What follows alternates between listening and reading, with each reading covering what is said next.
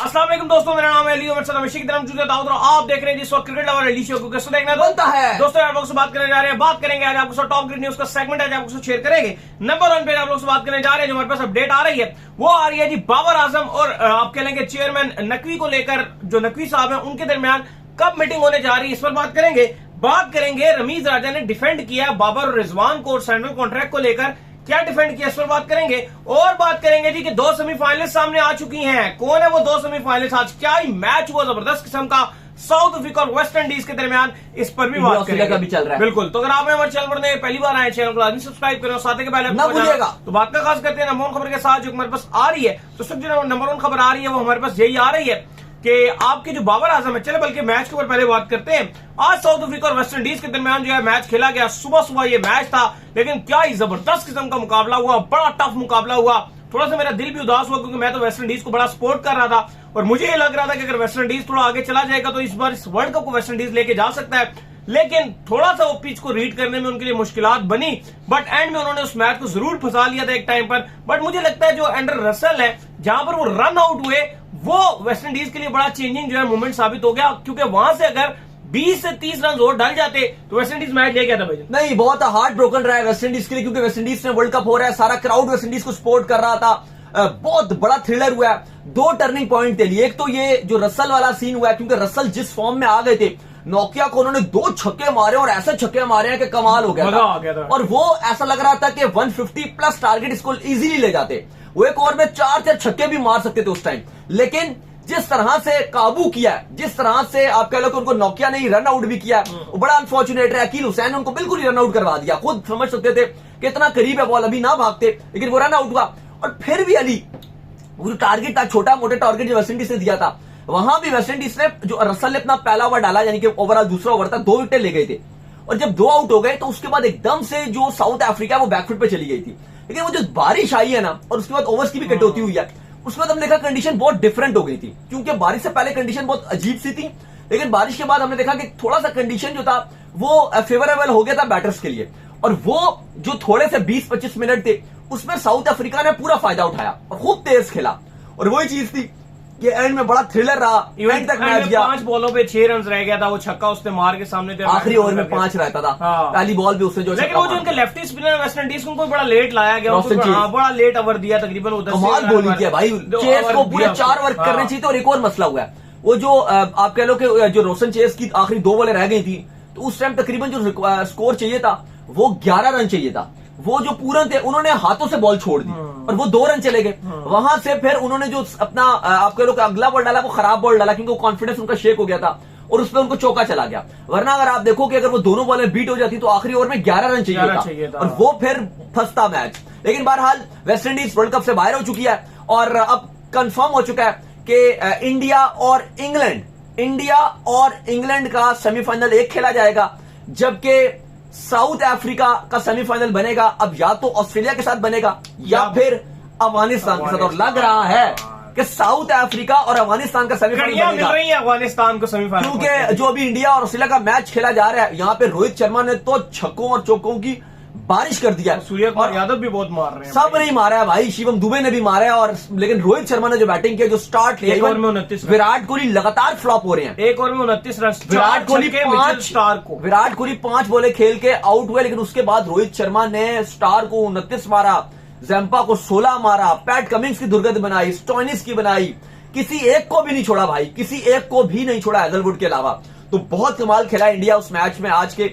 और अभी खैर मैच जो है वो जारी है, लेकिन अगर ऑस्ट्रेलिया हार जाता है तो जाहिर है फिर अफगानिस्तान अगर बांग्लादेश को हरा देता है तो अफगानिस्तान गो थ्रू कर जाएगा और अफगानिस्तान सेमीफाइनल खेलेगा। ये बड़ी अपने में एक खास बात है, अजीब सी भी बात है कि अफगानिस्तान अच्छी क्रिकेट खेला है, तो अफगानिस्तान और साउथ अफ्रीका का सेमीफाइनल होगा। लेकिन यह है कि अफगानिस्तान के अंदर इतना दम है कि वो साउथ अफ्रीका को हरा सकते हैं। खैर इसके बाद जो अपडेट आ रही है हमारे पास, वो अपडेट आ रही है रमीज राजा के हवाले से। उन्होंने जो है वो बाबर रिजवान को जो है डिफेंड किया है। चले पहले चेयरमैन पे आ जाते हैं, चले चेयरमैन के हवाले से बात कर लेते हैं। तो आपको पता है कि एक मीटिंग होनी है जिसमें जो है बाबर आजम जो है पेश होंगे चेयरमैन मोहसिन नकवी साहब के सामने, जहां पर ये उनसे पूछा जाएगा कि भाई आप बताएं कि हार की क्या वजह थी, और वो वहां पर जो कुछ वजूहात रखेंगे, कुछ रीजंस बताएंगे, यानी कि अपनी जो पाकिस्तान इस वर्ल्ड कप से बाहर हुआ है उसको जस्टिफाई करेंगे। जाहिर बात है चेयरमैन मोहसिन नकवी जो है पूछेंगे कि भाई पाकिस्तान जो है इस वर्ल्ड कप से बाहर हुआ है, आप पाकिस्तान टीम के कैप्टन थे। आप हमें बताएं, हमने आपको कप्तानी दी थी, अब आपको जस्टिफाई करना है इस चीज को, तो वहां पर वो अपनी रीजंस एक्सप्लेन करेंगे। अभी जो है वो बताया जा रहा है कि बाबर आजम जो है वो आपके यूएसए में मौजूद है, 26 तारीख को जो वो यूएसए से वापस आ जाएंगे और तब तक जो है वो उम्मीद करते हैं कि जो गैरी क्रिस्टन है वो भी अपनी रिपोर्ट जो है पाकिस्तान क्रिकेट बोर्ड को जमा करवा देंगे, जिसके अंदर वो तमाम तरह वजूहात दर्ज होंगी जो गैरी क्रिस्टन को लगता है, और फिर बाबर आजम को जो लगता है वो भी आकर जो है बताएंगे, और फिर इसके बाद कोई एक डिसीजन लिया जाएगा जिसमें देखा जाएगा कि क्या बाबर आजम को आगे कैरी करना है, क्या चीजें मजीद तब्दील करनी है, या फिर जो सर्जरी का लॉलीपॉप था वो लॉलीपॉप ही रह जाएगा। ये 2-3 दिन में फैसला होगा। देखिए, बाबर आजम अभी यूएसए में ही मौजूद है अपनी फैमिली के साथ, और फिलहाल आपको पता है कि वो छुट्टियां अपनी मना रहे हैं, घूम फिर भी रहे हैं, और 2 दिन बाद बाबर आजम वापस आ रहे हैं। 26 तारीख को लाहौर आएंगे, जहां पे सबसे इंपॉर्टेंट वहां पे बाबर आजम की मीटिंग होने जा रही है पीसीबी चेयरमैन के साथ, और कुछ इतलात के मुताबिक जो गैरी क्रिस्टन अपनी रिपोर्ट सबमिट करवा रहे हैं वो भी एक आध दिन में अपनी रिपोर्ट चेयरमैन को सबमिट करवा देंगे, और वहाब रियाज वो भी अपनी रिपोर्ट चेयरमैन को सबमिट करवाएंगे, और Babar Azam man to man meeting करेंगे, जहां पे बाबर आजम, इतलात ही आ रही है कि बाबर आजम बहुत सारे प्लेयर्स की शिकायत लगाएंगे। बाबर आजम बहुत सारे प्लेयर्स जो टीम में मौजूद हैं, जो कुछ हुआ वहां पर, जिस तरह पाकिस्तान हारा, जो बातें चलती रही कि यूनिटी टीम में नहीं थी, या कौन बाबर आजम की कप्तानी से खुश नहीं है, तो इतलात के मुताबिक बाबर आजम अभी जो टाइम गुजार रहे हैं इस टाइम यूएसए में, वापस आके बाबर आजम बहुत सारी शिकायतें लगाने जा रहे हैं। ये भी अपडेट आ रही है कि बाबर आजम बहुत कुछ बताएंगे, बहुत सारे प्लेयर्स के बारे में जो है वो आप कह लो कि रिपोर्ट्स देंगे कि भाई इनका बिहेवियर ऐसा था, इनका बिहेवियर ऐसा था, और भी जो कुछ हुआ, हार की रीजंस, कि कौन जिम्मेदार है इस वर्ल्ड कप का हार, बहुत कुछ बताएंगे। जैसे आपको याद होगा प्रेस कॉन्फ्रेंस जो थी पाकिस्तान आयरलैंड की आखिरी मैच था, उसमें बाबर आजम ने क्या बोला, उन्होंने कहा, जब उनसे पूछा कि आपकी जिम्मेदारी है, आप किसको जिम्मेदार ठहरेंगे या आप जिम्मेदारी लेते हैं एज अ कैप्टन, तो उसमें बाबर आजम ने यही जवाब दिया था कि जो खिलाड़ी खेल रहे थे 15 के 15 वो सब जिम्मेदार हैं, अकेला मैं जिम्मेदार नहीं हूं कि मैं कैप्टन हूं तो आप मेरे पर जिम्मेदारी डाल दो, सबके सब जिम्मेदार हैं। तो वहां पे भी बाबर आजम ने कहीं ना कहीं इंडिकेशन दिया था। तो अब बाबर आजम जो चेयरमैन है उनको ये इंडिकेशन, उनको डायरेक्ट हर चीज बताएंगे, छोटी छोटी डिटेल्स बताएंगे, कहा जा रहा है एक तवील मुलाकात होगी, एक तवील बाबर आजम की से मीटिंग होगी चेयरमैन के साथ। वहां पे सलमान नसीर जो आपके सीईओ है वो भी वहां पे मौजूद रहेंगे, और इस मीटिंग में बाबर आजम में भी कहा जा रहा है कुछ सीनियर खिलाड़ी हैं उनके हवाले से बात शायद करे कि कौन उनकी कप्तानी से नाखुश रहा है या किसने ज्यादा जान नहीं डाली, और वहां पर कैसा टीम के अंदर जो है माहौल रहा है, कौन ग्रुपिंग के अंदर इन्वॉल्व रहा है, कौन टीम के साथ प्रॉपर प्रैक्टिसेस में इन्वॉल्व नहीं होता था, इन सारी चीजों को। लेकिन यार देखो दाऊद साहब, कुल मिला के बात यह है कि जब ये जीत जाते हैं तो तब इनके अंदर यूनिटी आ जाती है, साफ बात है। जब ये हार जाते हैं तो इनकी यूनिटी जो है ब्रेक हो जाती है। ये इन्होंने एक चूरन बेचा हुआ है और ये आवाम को भी बेचने की कोशिश करते हैं, और पीसीबी में भी यही चूरन बेचने की कोशिश करते हैं। इसके बोलने से हमारी यूनिटी टूट गई, उसके बोलने से हमारी यूनिटी टूट गई। यूनिटी ना होगी कोई रेत की दीवार होगी कि जो बोलेगा टूट जाएगी। और देखो इसके बाद ये जो इनकी मीटिंग होने जा रही है चेयरमैन की और बाबर आजम की, कहा जा रहा है कि इसके बाद फिर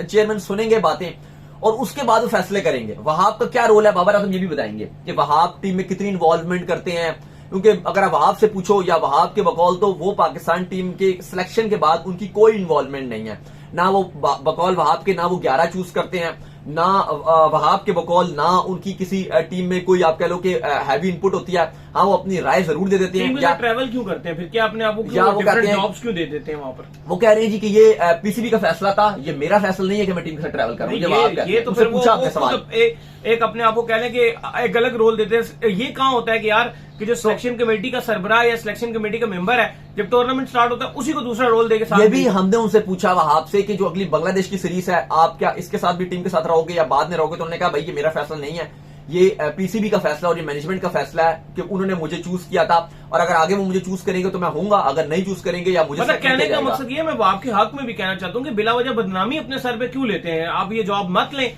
आपकी सिलेक्शन की जॉब है ना, आप टीम सिलेक्ट करके साइड पे हो जाए। आप वहाँ उनके साथ कैंप में एंजॉय कर रहे होते हैं, आप वहाँ खिलाड़ियों को बॉलिंग कर रहे होते हैं। 5 सेलेक्टर का नाम नहीं आ रहा है, वो रखें। अब मैं आपके आगे बात लेके जाऊं तो वही वाली बात है ना कि बाकी जो 5 सेलेक्टर हैं, यूसुफ है, उन्होंने भी स्क्वाड यही पिक किया।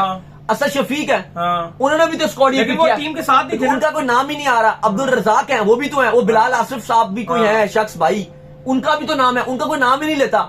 लोग सब वहाब करते रहते हो भाई। वहाब अगर आप देखो तो ये 6 इन्होंने जो स्क्वाड पे किया है, वहाब का 1 वोट था, 1 वोट से वहाब अपनी किसी भी खिलाड़ी को नहीं पिक कर सकते, ना साइम को कर सकते हैं, ना आजम को कर सकते हैं, ना शदाब को, ना वट एवर आमिर को, किसी को भी नहीं। 1 वोट उनका था। इसमें यूसुफ भी अगर वोट डालें इनके हक में, रजाक भी इनके हक में वोट डालें तो 3-3 से बराबर होंगे। चौथा वोट इनको चाहिए था हाल में किसी एक का, तो तब कहीं जाके कहानी बनती। लेकिन बहरहाल इस पे बाबर आजम जो है वो चेयरमैन को बताएंगे कि आपका क्या रोल था, वो ये भी बताएंगे और वो सारी चीजें बताएंगे और फिर चेयरमैन उनकी बातें सुनेंगे और फिर चेयरमैन डिसाइड करेंगे कि जैसे खबरें हैं कि सिलेक्शन कमेटी को आधा किया जाएगा, सिर्फ 3 मेंबर तक महदूद की जाएगी, कप्तानी के हवाले से क्या फैसला होगा, वाइस कप्तानी को लेकर क्या फैसला होगा, डोमेस्टिक के हवाले से अपडेट है कि चेयरमैन उस पर काफी ज्यादा तहफुजात रखते हैं और खबर भी आई है कि काफी उसको ठीक करेंगे। बात यह है, कहने का मकसद ये है कि अब वो वक्त आ गया है कि पाकिस्तान क्रिकेट बोर्ड को एक बड़े फैसले लेने होंगे, एक फैंस को ना इत्मीनान में लेके इंशाल्लाह हम भी जो है पाकिस्तान क्रिकेट बोर्ड के साथ हैं।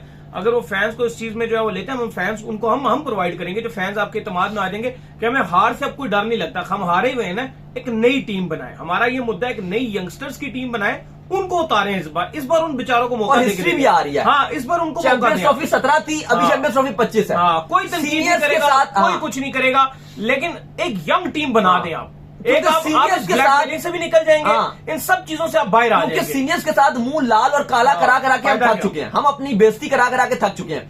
इससे बेहतर आप लोगों की सी टीमें आती हैं वो हरा के चली जाती हैं, लोगों की डी टीमें आती हैं मैं हरा के चली जाती हैं, लोगों की जेड टीमें आती हैं मैं हरा के चली जाती हूँ। तो भाई हम भी किसी को बोलेंगे ना, हमारी भी सी टीम है, हारी तो सी टीम है, जीती तो सी टीम जीत गई, जीती भी तो सी टीम जीत गई, हारी भी तो सी टीम जीती। देखो चैंपियन तो जीते थे हम, तो हल्की भी सी टीम से जीत गए थे चैंपियंस ट्रॉफी। ये जो सीनियर के अपने लगा के बैठे होते हैं, इन्होंने क्या किया है कि हम स्टार हैं, हम सो कॉल्ड स्टार हैं, थके हुए। खैर आइए रमीज राजा के ऊपर आइए, अपडेट आ रही है वो आ रही है जी, रमीज राजा की ऑल्सो अपडेट ये आ रही है कि उन्होंने कहा कि बाबर रिजवान और जो आप मतलब जो नाम चल रहे हैं इनकी आप जो है वो सेंट्रल कॉन्ट्रैक्ट में इनकी सैलरियां ना काटें, इससे ये होगा कि उनका जॉब में जो इंटरेस्ट है वो कम हो जाएगा, तो लिहाजा वो ये कह रहे हैं कि पैसे पूरे ही दें इनको। वो कहते हैं जी कि ये बिल्कुल जो प्लेयर्स हैं उसकी वजह से पीसीबी चलता है और प्लेयर्स को बिल्कुल बाबर रिजवान हो गए या किसी भी प्लेयर हो गए उसको सेंट्रल कॉन्ट्रैक्ट की बिल्कुल कैटेगरी डिमोट नहीं करनी चाहिए। बेशक इनकी बुरी परफॉर्मेंसेज है, क्योंकि अगर आप क्रिकेटर्स का एक महदूद टाइम होता है खेलने का, उसके बाद उनके पास जो है वो अपॉर्चुनिटीज कम होती हैं, तो बल्कि पीसीबी को बिल्कुल इनकी सैलरी कम नहीं करनी चाहिए। दूसरा वो कहते हैं जी कि कोई कॉन्ट्रैक्ट नहीं इनका कम करना चाहिए वरना इनका इंटरेस्ट लूज हो जाएगा, पता नहीं फलान ढमकान ढमकान।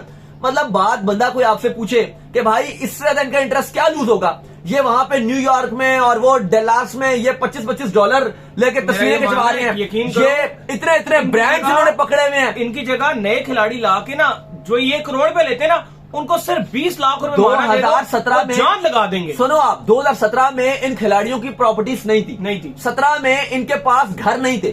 17 के बाद तो घर लिया गाड़ी सब ने लिया, रुमान रईस ने घर ले लिया था, सब बताते हैं कि हमने घर ले लिया, गाड़ियां ले ली। बाबर आजम को भी लाइफ स्टाइल नॉर्मल ही था।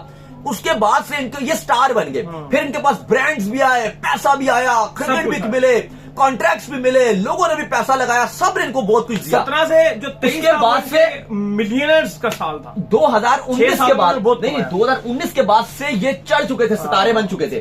उसके बाद इनकी आंखें ना या मत्थे पे ऊपर आ गई थी और तब से इनकी परफॉर्मेंस भी फारिग हुई है। 19 के बाद से आप देखो 19-20, वो 21 में कुछ दिखाया था तो वो आखिरी था। उसके बाद T20 में भी इन्होंने कुछ नहीं कहा, 21 में बस इन्होंने आखिरी कुछ दिखाया। 22 में चलो हम फाइनल खेल गए, लेकिन वो जैसे खेले वो आपको पता ही है, वो बस नीदरलैंड और साउथ अफ्रीका वो क्या था, वो हम दुआएं जिस तरह मांगी थी वो आप छोड़ ही दे। इंडिया से भी आप हार गए थे, उसमें आप क्या जिम्बाब्वे से भी हार गए थे आप, क्या परफॉर्मेंस थी आपकी, लेकिन बहरहाल वो किस्मत थी हमारी, हम खेल गए। लेकिन आप और बाकी क्रिकेट क्या थी आपकी, टेस्ट में आपने क्या किया पूरे सालों में, टेस्ट में आप घर पे कितने जीते हो, WTC में आपने क्या किया, पूरी साइकिल उठा के देख लो। बात यह है कि 19 के बाद से आपकी परफॉर्मेंस बिल्कुल 0/लुल्ली होती रही है और उसके बाद ये स्टार बन गए। तो जी रमीज राजा कह रहे हैं ना कि भाई इनके पैसे ना कम करो, भाई पहले ऑलरेडी इतना पैसा कमा रहे हैं और कितना इनको पैसा देना है, तो आप ब्रांड से इतना कमा रहे हैं, करोड़ों रुपया कमा रहे हैं, सैलरी में करोड़ों रुपए कमाते हैं, मैच फीस अगर आप इनकी एक महीने की निकालोगे जो मैचेस खेल रहे होते हैं भाई वो करोड़ों रुपए बन जाती है। जो करते हैं किसी कहीं डिनर करने के लिए चले जाते हैं, किसी आप कह लें कि किसी लॉन्च प्रोडक्ट में चले जाते हैं, वहां से इतना पैसा ले लेते हैं। अभी भी आपको लग रहा है रमीज साहब को कि अगर अभी भी इनकी सैलरी या सेंट्रल कॉन्ट्रैक्ट थोड़ा डिमोट किया तो इनका इंटरेस्ट कम हो जाएगा। मतलब फॉर गॉड सेक यार, और कितना पैसा चाहिए फोकस रखने के लिए, सही बात है, इतना करोड़ों अरबों रुपया मिल चुका है और कितना चाहिए भाई।